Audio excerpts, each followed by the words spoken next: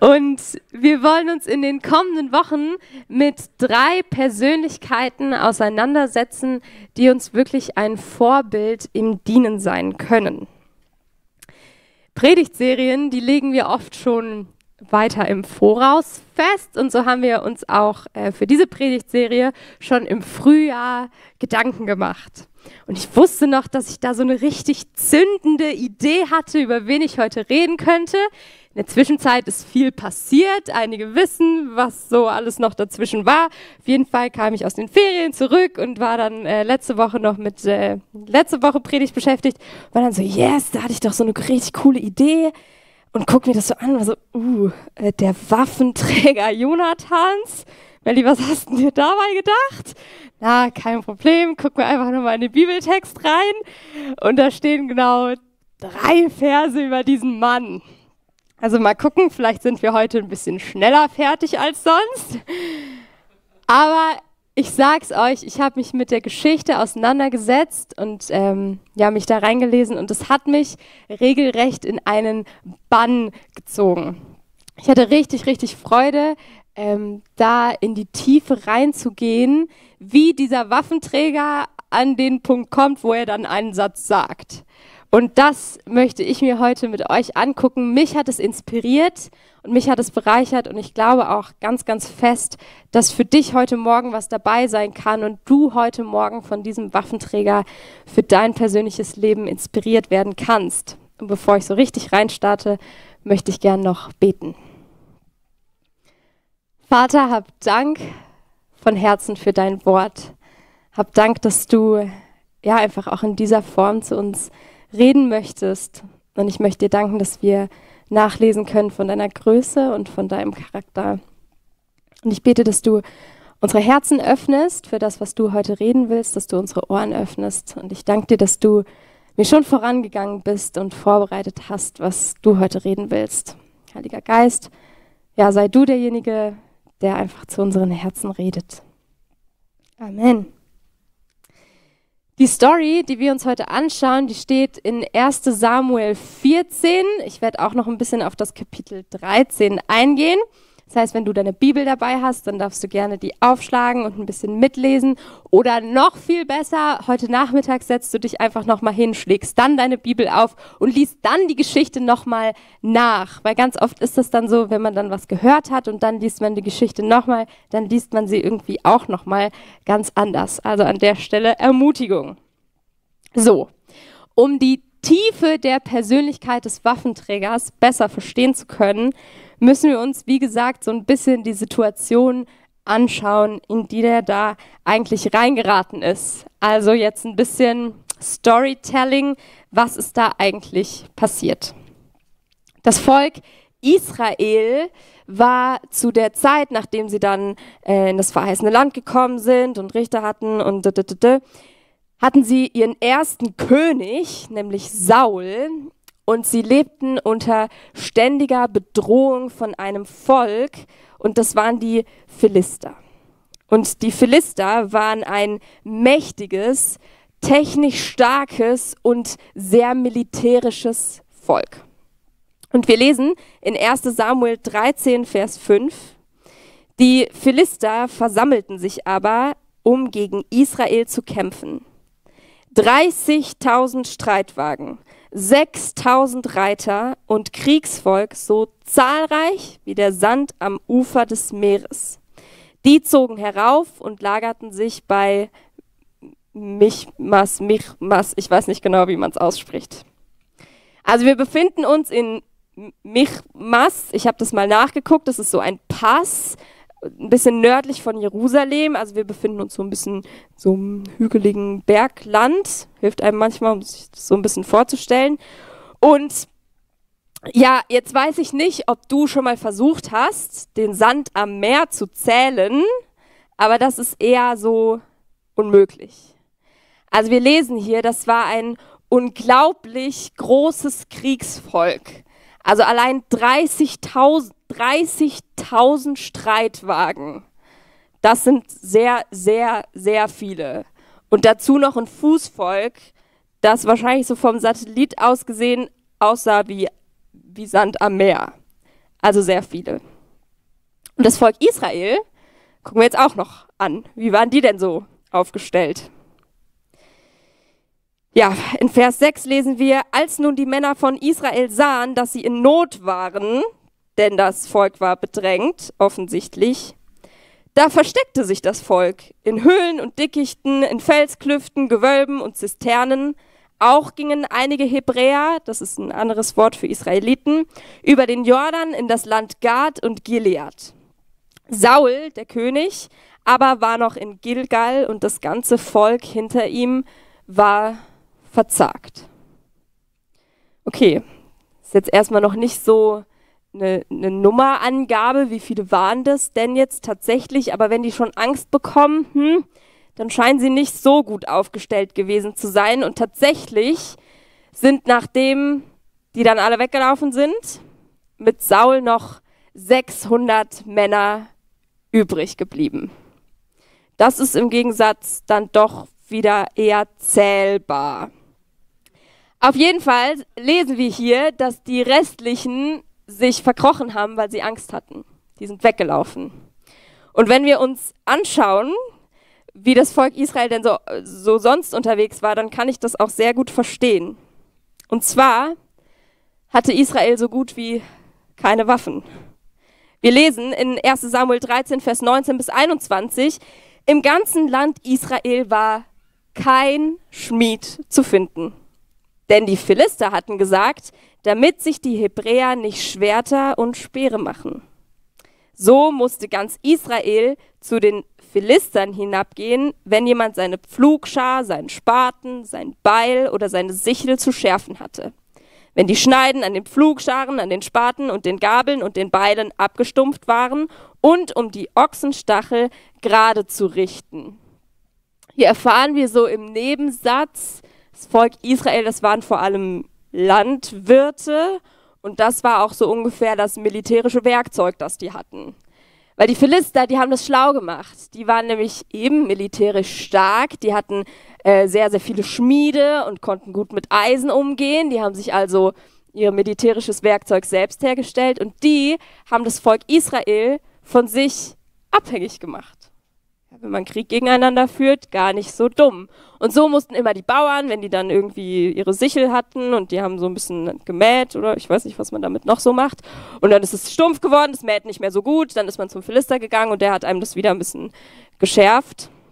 Aber es gab keinen Schmied. Und ein Vers später lesen wir sogar, dass die einzigen beiden, die ein Schwert besaßen, 2 Leute waren. Und zwar Saul, der König, und sein Sohn Jonathan.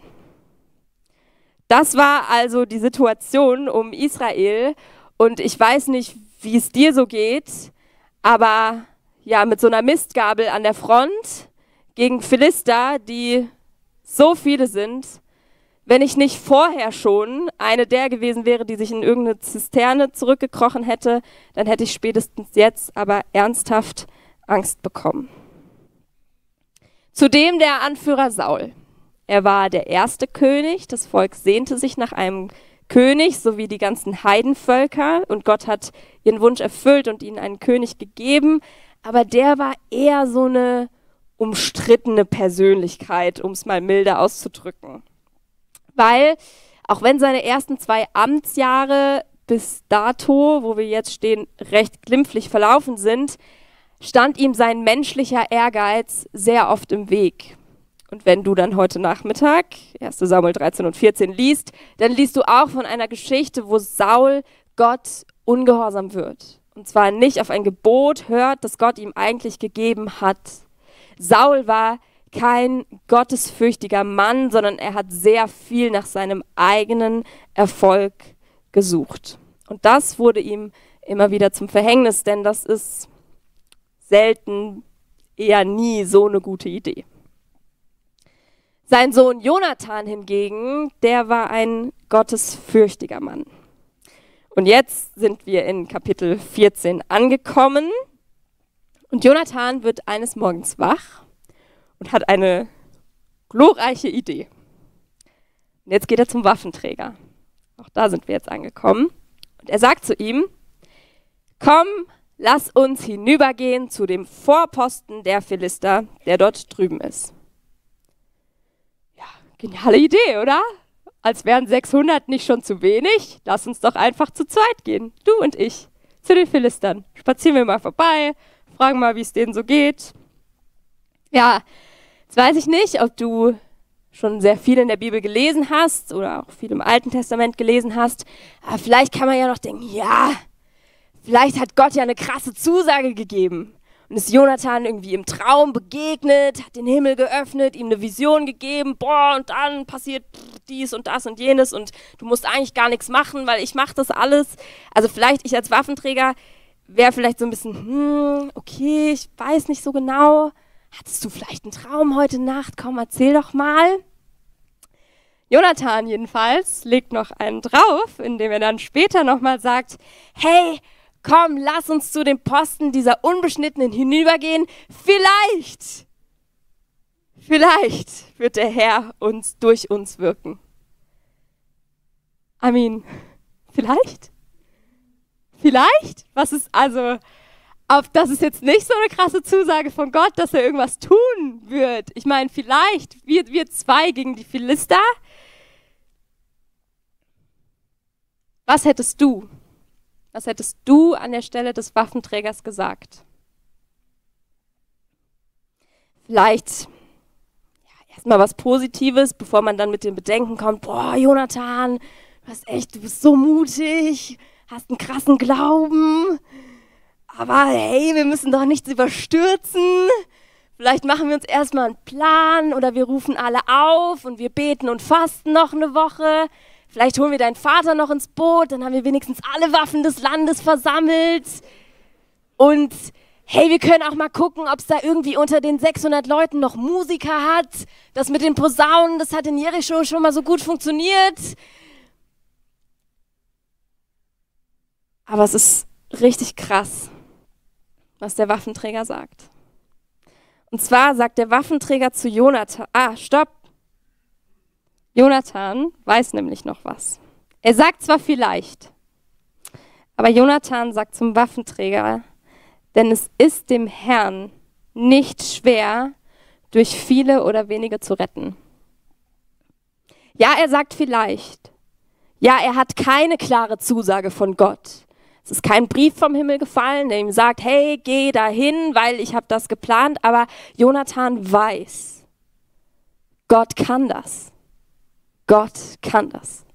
Mit vielen, auch wenn 600 nicht so viel ist, aber er kann es sogar auch mit 2. Jonathan kennt seinen Gott. Und das ist für mich unfassbar inspirierend. Was ein Mann, was ein Glaube, was ein Vorbild. Und sein Waffenträger, der scheint das auch zu wissen. Wie schon gespoilert. Krasse Aussage vom Waffenträger. Tue alles, was in deinem Herzen ist. Geh nur hin. Bis hierhin vielleicht noch so, ja, super, geh du nur hin. Aber dann sagt er, siehe, ich bin mit dir, wie dein Herz es will. Jonathan, ich vertraue dir. Ich gehe mit dir, so wie dein Herz es will. Und das ist krass. Wenn wir uns die Situation anschauen, wenn wir schauen, wie die beiden da gelandet sind, dann ist diese Aussage eigentlich maximal unverständlich. Aber das ist Bereitschaft.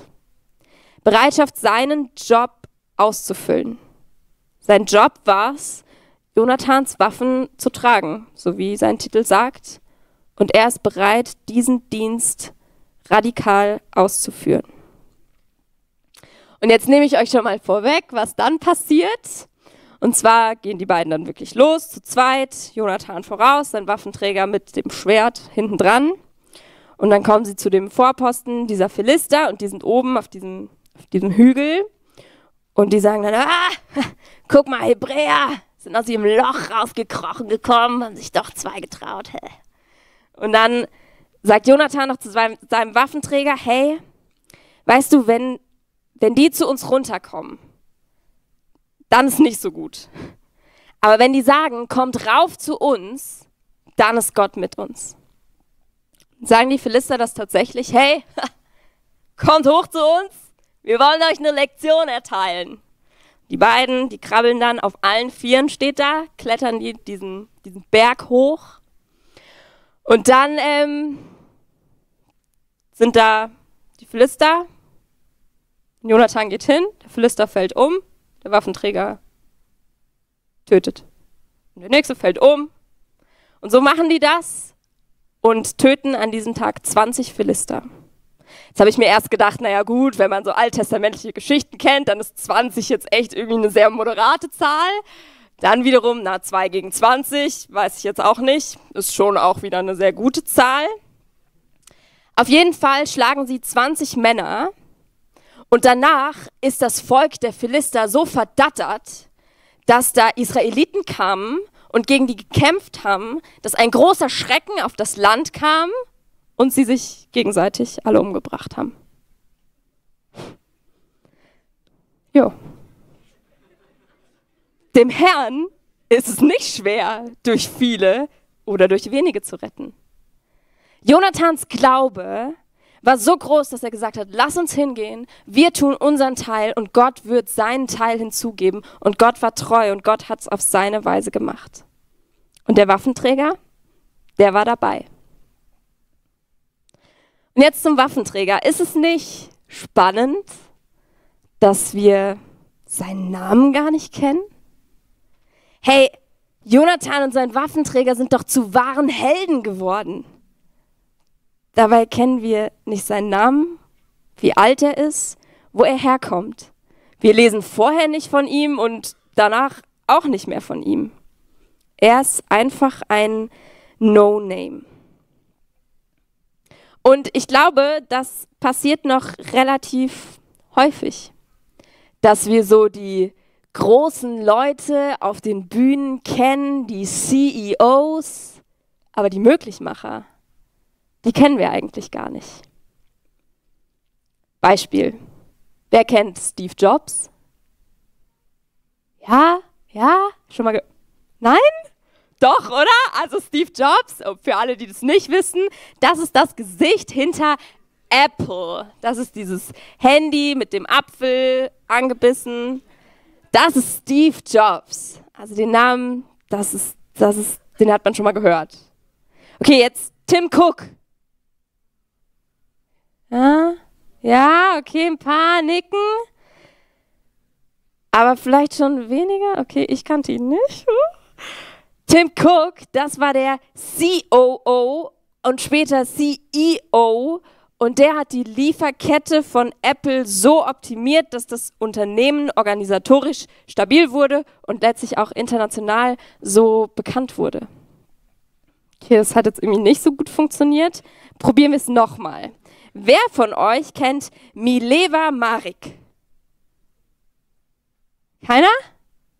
Hey, komm! Echt nicht? Ihr Lieben, das war die erste Frau von Albert Einstein. Und die hat richtig viel dazu beigetragen für diese Relativitätstheorie. Aber Albert Einstein kennt ihr schon, oder? Ja, okay.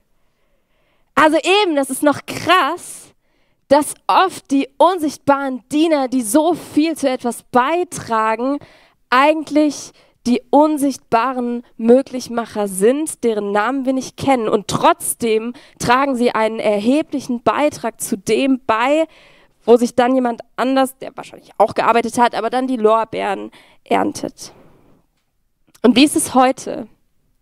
Ich würde behaupten, dass sich die meisten von uns nach Anerkennung und auch Bedeutung sehen. Wir wollen was machen, was von Bedeutung ist, was einen Unterschied macht und was auch irgendwie sichtbar einen Unterschied macht. Wir möchten wahrgenommen und auch geschätzt werden. Wir lieben es, besonders dann zu dienen, wenn die Leute das sehen. Und ich kenne das aus meinem Leben sehr gut. Meine Mama, die ist heute sogar da, das habe ich jetzt nicht eingebaut, weil die da ist, sondern weil das wirklich sehr, sehr gut passt. Die hat mich in meinem Leben sehr, sehr geprägt. Aber wie Mamas so sind, also ich weiß nicht, wie deine Mama so ist, aber das ist oft so auf subtile Art und Weise. Man fragt sich dann, also ich habe noch keine Kinder, aber fragt sich dann eigentlich, wenn man Kinder kriegt, wie funktioniert das eigentlich? Weil Mamas, die machen das einfach irgendwie so und genau, das war oft auf versteckte Weise. Aber ich erinnere mich sehr prägend an ein Gespräch, das ich mit meiner Mama hatte. Und zwar war ich in meiner Jugendzeit schon recht jung, sehr aktiv in meiner Heimatgemeinde, durfte in der Jugend mitarbeiten und Worship leiten, war da voll an der Front und das war mega cool und mega, mega prägend in meinem Leben. Meine Mama hat mir, bevor ich meine Jüngerschaftsschule begonnen habe, sich mit mir hingesetzt und hat mir gesagt, Melli, eine Sache, die möchte ich dir noch mitgeben. Und zwar, lerne zu dienen, auch dann, wenn es keiner sieht. Und das waren sehr weise Worte, weil ich glaube, meine Mama hat da eine Tendenz gesehen. Ja, natürlich. Das macht Spaß dann zu dienen, wenn die Leute das sehen. Und sehen, boah, krass, wie die sich einsetzt und was die alles macht. Aber dann dienen, wenn es keiner sieht. Ja, das kostet ja auch wirklich was. Und das hat mich geprägt. Ich habe Jüngerschaftsschule in Afrika gemacht und war hier und dort und überall noch in der Mission. Und dann bin ich irgendwann in Costa Rica gelandet, auf einer YWAM-Base, die gerade ganz frisch gestartet hatte. Ich hatte eine Mission, Spanisch lernen. Das hat bis heute nicht funktioniert. Aber Gott hat mich etwas anderes gelehrt. Und zwar war eine meiner Aufgaben die Gartenarbeit. Stellt euch vor, eine wunderschöne Base, mitten im tropischen Urwald von Costa Rica, riesig groß, und ich durfte Laub brechen. Ja, am ersten Tag war ich noch so cool, irgendwie was Praktisches machen, yes, let's go. Und dann habe ich so angefangen, Laub gerecht. Den ganzen Nachmittag war ich dann irgendwann fertig, war so, yes, guck dir das an, was ich geschafft habe. Mich ins Bett gegangen und am nächsten Tag aufgestanden, das sah alles genau wieder so aus wie am Vortag. Und dann war ich so, okay, ja, was mache ich heute? Ja, hey, heute muss wieder laubgerecht werden. Okay, cool. Und das Ganze, das habe ich mehr oder weniger einen Monat lang gemacht. Und ich habe mich dabei wirklich gefragt, also das ist ja jetzt wirklich echt eine dumme Aufgabe. So, das kriegt keiner mit. Wobei, wenn es keiner macht, dann kriegt man es doch mit, weil irgendwer muss es halt machen. Weil sonst kann man da irgendwann nicht mehr langlaufen und dann kriechen da Schlangen rum und keine Ahnung was. Also irgendwer muss es machen. Aber ich habe mir gedacht, ich könnte doch viel wirksamer sein, irgendwo anders und irgendwas machen, was wirklich irgendwie einen Impact hat. Und dann war ich so stumpf, mein Laub am Rechen und auftürmen, wegfahren. Und da kam mir wieder der Satz in den Sinn, Melli, lerne zu dienen, auch wenn es keiner sieht. Ja, treu zu dienen, auch wenn es keiner sieht. Und ich persönlich habe neben dem Waffenträger ein weiteres Vorbild, wenn es um Dienen geht, und das ist mal wieder Jesus. Weil Jesus, der hat uns nicht nur Dienen gelehrt, Jesus hat uns Dienen vorgelebt. Es steht in Markus 10, Vers 45, denn auch der Menschensohn ist nicht gekommen, um sich dienen zu lassen, sondern um zu dienen und sein Leben als Lösegeld für viele hinzugeben. Jesus, der Sohn Gottes, in meinen Augen der einflussreichste Mann der ganzen Weltgeschichte. Der ist nicht gekommen, um sich dienen zu lassen, sondern er ist gekommen, um zu dienen. Und Gott sei Dank hat der einen Lebensstil des Dienstes gelebt, weil er sein Leben sogar hingegeben hat, als Lösegeld für dich und mich. Hey, Gott sei Dank war Jesus ein Diener. Und an anderer Stelle steht der Vers auch wieder mit ein bisschen Kontext, und zwar steht dort, ihr wisst, das sagt Jesus, dass die Herrscher über die Völker sich als ihre Herren aufführen und dass die Völker die Macht der Großen zu spüren bekommen. Hier lesen wir wieder von den Großen, von den Herrschern, die in Macht unterwegs sind und sich danach sehnen. Jesus sagt aber, bei euch soll es nicht so sein, im Gegenteil. Wer unter euch groß werden will, soll den anderen dienen. Wer unter euch der Erste sein will, soll zum Dienst an den anderen bereit sein. Denn auch der Menschensohn ist nicht gekommen, um sich dienen zu lassen, sondern um zu dienen und sein Leben als Lösegeld für viele hinzugeben. Du bist von Jesus dazu aufgerufen, zu dienen. Und das nicht nur. Wäre auch okay. Aber das kommt mit einer Zusage, mit einer Verheißung. Weil die Letzten werden die Ersten sein. Bei Gott, da funktioniert das nicht so, die Großen und die Machthaber, denen alle dienen, das sind die Großen. Nein, Jesus selbst hat sich klein gemacht, weil er wusste, dass er letztlich Gottes Sohn ist. Und auch wir dürfen dienen mit genau diesem Blick, ja, die Letzten werden die Ersten sein. Und ich glaube, dass auch Jonathans Waffenträger hier in genau der Demut gehandelt hat. Sein Vertrauen in Jonathan war gleichzeitig auch sein Vertrauen in Gott und sein Glaube an ihn. Und ich habe es bereits gesagt, Gott geht da heute noch einen Weg mit mir. Weil, ich bin ehrlich mit euch, hingebungsvoll zu dienen, das kostet was. Zu dienen, wo es keiner sieht, das ist unangenehm. Dafür muss ich was aufgeben. Vielleicht meine Zeit, mein Geld, meine Ressourcen.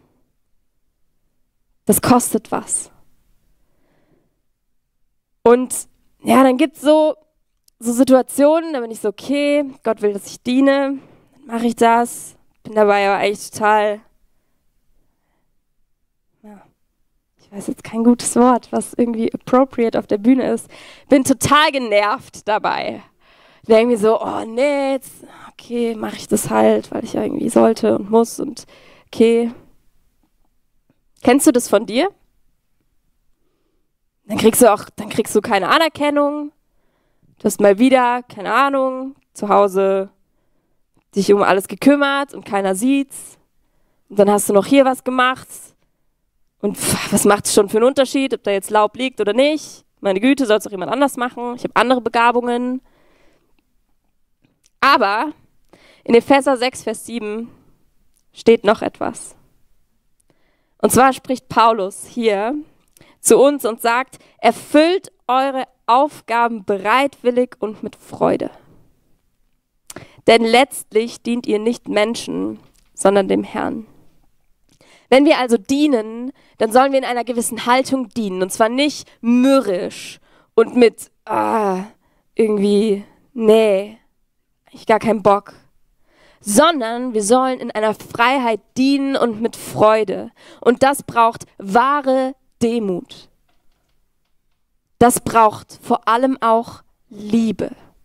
Weil wenn wir unseren Nächsten lieben, dann merken wir, dass vielleicht unsere eigenen Anliegen und Nöte gar nicht wichtiger sind als die der anderen, sondern dass mein Nächster genauso wichtig mit seinen Anliegen ist und dass ich ihm zudienen kann und ihn lieben kann, indem ich ihm mit Freude diene.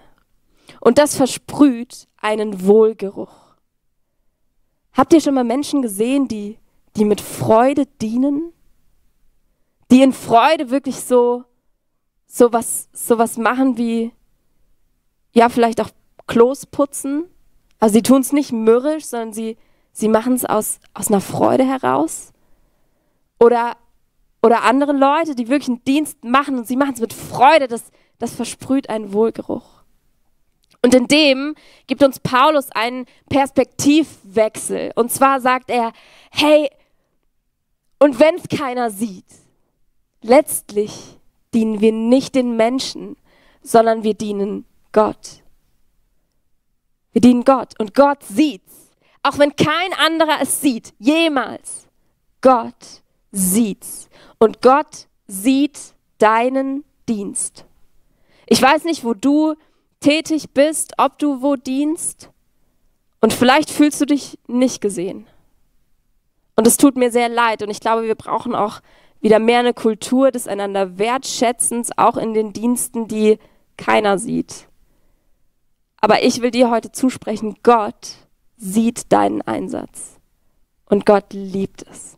Für ihn ist es ein Wohlgeruch, es ehrt Gott.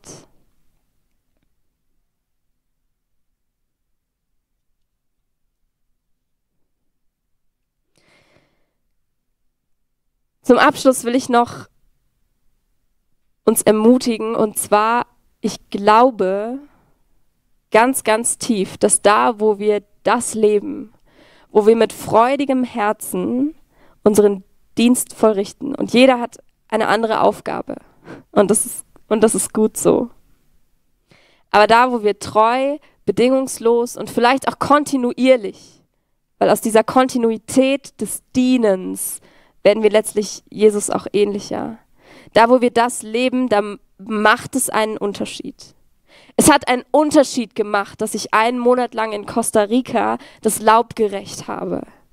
Weil, auch wenn es für mich eine stumpfe Arbeit war, dadurch konnte sich das Team, das gerade ein halbes Jahr von Jüngerschaftsschule durchgeführt hat, dadurch konnten die Sabbat machen und ruhen. Die konnten sich ausruhen und vorbereiten für einen neuen Jahrgang. Es war genau der richtige Zeitpunkt, dass ich dorthin gegangen bin und praktisch unterstützt habe. Und auch da, wo du deinen Dienst in Freude vom Herrn verrichtest, da macht es einen Unterschied. Die Person, die hier geputzt hat, dass wir einen sauberen Gottesdienstsaal haben, die hat einen Unterschied gemacht. Und die Leute, die gerade ein Stockwerk unter uns sind und sich liebevoll und mit Hingabe um die Kids kümmern, die machen einen Unterschied.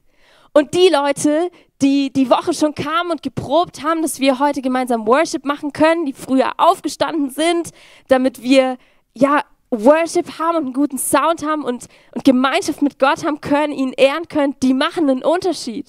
Und die Leute, die morgens schon da sind, die Kaffeemaschine anstellen, die machen für mich auch einen großen Unterschied. Come on. Da, wo du deinen Dienst vollrichtest und treu bist, auch wenn du es nicht siehst, es macht einen Unterschied. Also lasst uns Lernende sein, lernen zu dienen.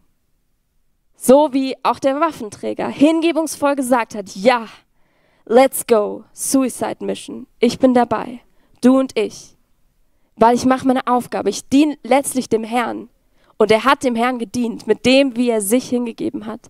Er hat die Entscheidungsmöglichkeit gehabt, er hätte sagen können, nee, mache ich nicht. Und dann? Wer weiß, was dann passiert wäre? Ich weiß es nicht. Ich weiß nicht, ob dann sie die Philister geschlagen hätten und wenn das dann nicht passiert wäre und dann wäre ein Krieg ausgebrochen und dann wäre doch 600 gegen keine Ahnung wie viele und dann war Saul, hat vorher noch einen blöden Fehler gemacht, also wäre der Herr vielleicht doch nicht auf ihrer Seite gewesen und dann wäre vielleicht das Volk Israel, keine Ahnung. Aber der Waffenträger, der hat sich hingegeben in den Dienst und es hat einen Unterschied gemacht. Und ich will weiter Lernende sein, da zu dienen, wo es kein Mensch sieht. In dem Wissen, dass Gott es sieht, und ich will es in Demut und mit Freude machen. Amen.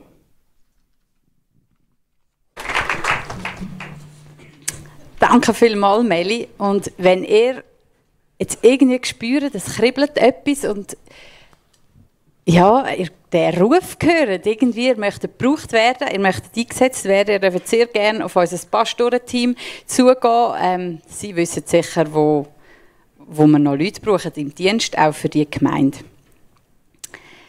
Dann möchte ich noch darauf hinweisen, dass auch das Gebetsteam noch da steht zur Verfügung für eure Anliegen. Ja, vielleicht möchtet ihr einfach Gott einmal mit ihnen fragen, wo er euch sieht. Dann darf ich euch noch ein paar Infos weitergeben. Und zwar findet am 24. September der Gemeinde oben statt. Ob ihr neu da sind, schon lange da sind, ob ihr fix da sind oder noch ein bisschen provisorisch. Es sind alle herzlich willkommen, um zu hören, was gerade aktuell läuft in unserer Gemeinde. Immer wieder ein guter Anlass, um up-to-date zu sein. Dann planen wir einen Taufgottesdienst und Wenn es da auch gerade ein bisschen kribbelt und das vielleicht dran ist bei euch, dann geht auch auf unsere Pastoren zu. Sie erklären euch die weiteren Schritte für diesen Anlass.